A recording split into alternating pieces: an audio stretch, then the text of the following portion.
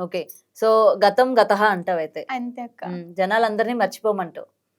అంటే మర్చిపోలేరు అంత ఈజీగా. బట్ నేను ఇప్పుడు సాంగ్ చేస్తున్నా కాబట్టి మీరు ఏదైతే సాంగ్ పర్పస్ కోసం వచ్చారో డెఫినెట్‌గా నేను దానికైతే ఆన్సర్ చేస్తా.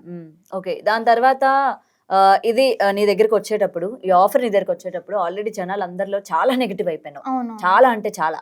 సో, దాని నుంచి బయటికెలా వచ్చావు? ఫస్ట్ ఆఫ్ ఆల్ దట్టు అందులోని ఒక ఆడపిల్లవి. చిన్న ఏజ్ అమ్మాయివి.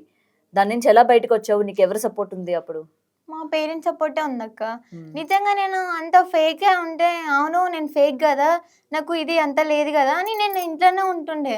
హ్మ్. నేను ఫేక్ కాదప్పుడు నేను ఎందుకు భయపడాలి? సో, నేను గూడా వెళ్ళొచ్చు గదా! ఇక్కడ రూల్స్ ఏం లేవు గదా అక్క. నువ్వు ఇట్లా చెయ్యి మనుషులు చెప్తేనే మనం వినట్లేదు. మన ఓన్‌గా మనం రూల్స్ పెట్టుకోవాలి. సో, అలా నేను ముందుకొచ్చిన.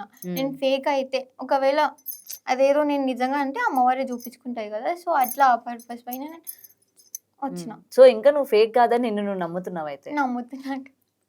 ఇంకా కాన్ఫిడెంట్ ఉందా నీకు? ఉంది. అందుకే కదా నేను ఐ మీన్ వచ్చిన బయటికి.